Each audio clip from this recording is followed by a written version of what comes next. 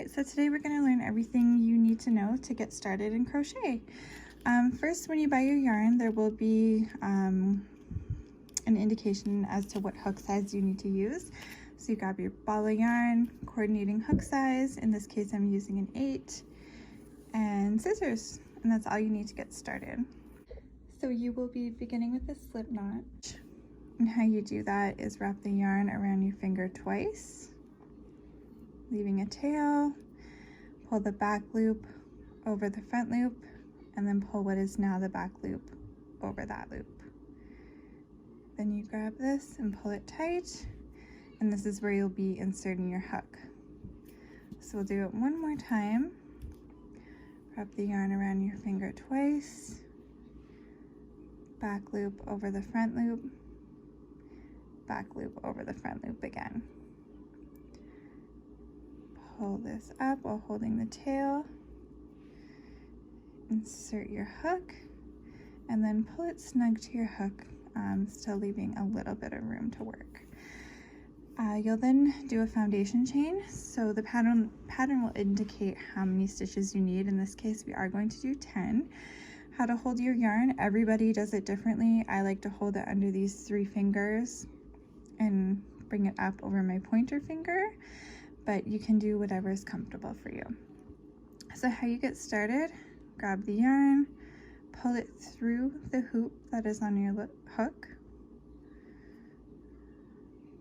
grab the yarn, pull it through the loop that is now on your hook. So that's 2, and we're going to do 10. 3, 4, 5, 6, 7, 8, 9, and 10. The pattern will then specify if you're going to be working in the first loop or chain beside your hook, or the second or third. In this case, we're just going to go right into the one beside our chain, and we're going to do a row of single crochet, which is one of the most common and most basic stitches. So how you do that is, you can see how there's kind of a V shape to each stitch. So you'll be inserting your hook directly into the V, grabbing the yarn, pulling up a loop, yarn over, and pull through 2 loops on your hook. Next stitch, insert it into the V, grab your yarn, pull up a loop, yarn over, pull through both loops on your hook.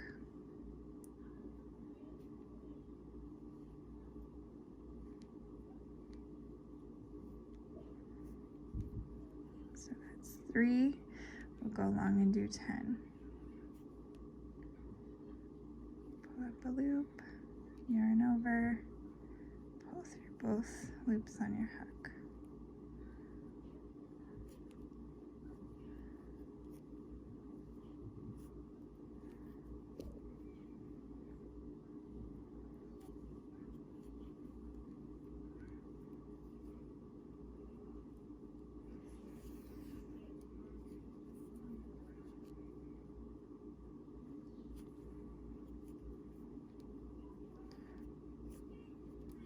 Seven, that was 8, sorry.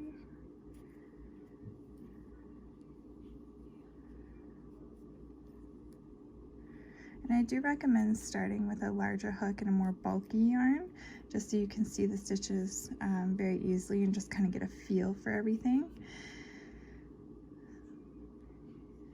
So we actually have 9 stitches, and that's because one was taken off for starting in the second chain from the hook.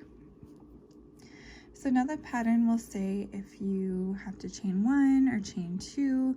The next row we're going to do and next stitch we're going to do is a double crochet. So often you will chain 2.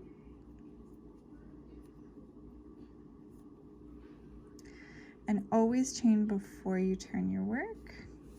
You will always be working from the right to the left. So for a double crochet, we're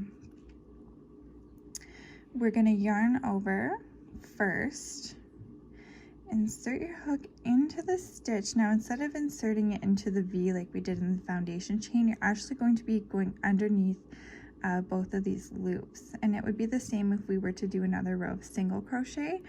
The only reason we were inserting into the V is because it was a foundation chain and there was no stitches established. All right, so double crochet, again, yarn over, insert your hook underneath these two loops, pull up a loop, yarn over again, pull through only 2 of the loops on your hook, yarn over again, and pull through the last 2. So double crochet again, yarn over first, insert your hook underneath those 2 loops, pull up a loop, yarn over, pull through 2, yarn over, pull through 2.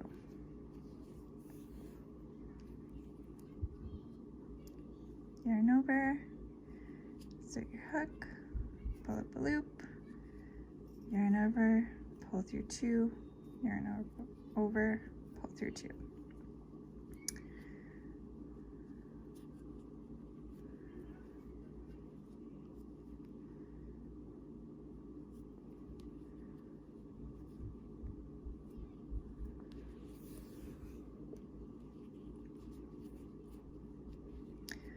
So yarn over, insert your hook, pull up a loop, yarn over, pull through 2, pull through 2.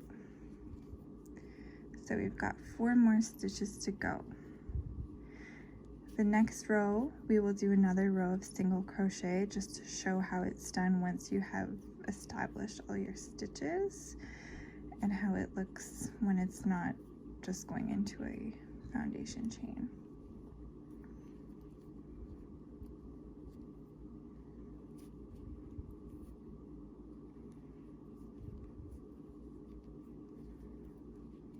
Again, everybody holds their yarn differently. I'm kind of a manually wrap it with this hand, go between that and grabbing it with my hook. I guess it's kind of a bad habit, but you can focus on just trying to strictly just grab it with your hook. So this right here will be the last one. If you look at your work, you have to make sure not to skip the last one. It's a little bit harder to get into, but it makes sure that your work stays straight. All right, so now we're gonna do a row of single crochet again, just to show how it looks in established stitches. So we're gonna chain 1, turn our work. Okay, so doing single crochet, just insert your hook underneath those 2 stitches, grab your yarn, pull up a loop, yarn over, pull through 2. Insert your hook underneath the 2, pull up a loop, yarn over, pull through 2.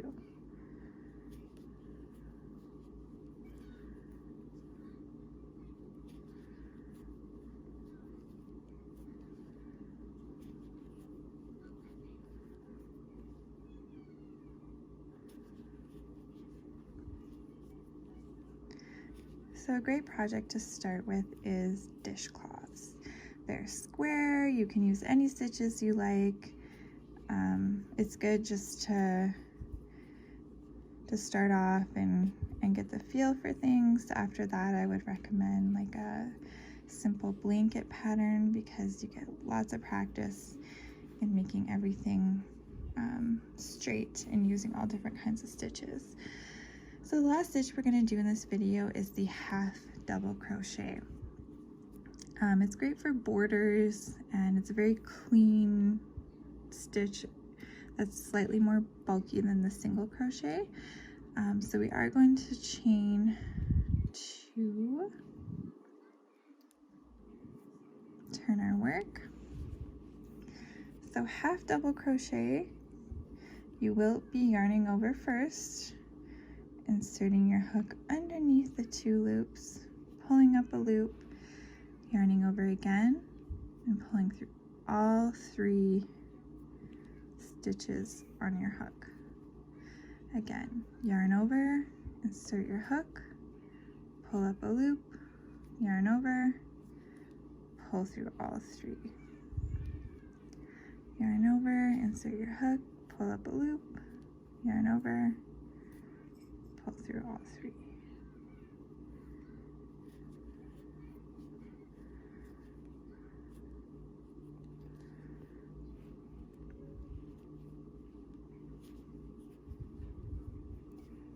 I love using half double crochet as borders for blankets, hats, bonnets. It's just a nice clean stitch that is still pronounced without being too bulky. Yarn over, insert your hook, pull up a loop, yarn over, pull through all 3. So now we are at the very last stitch of the row.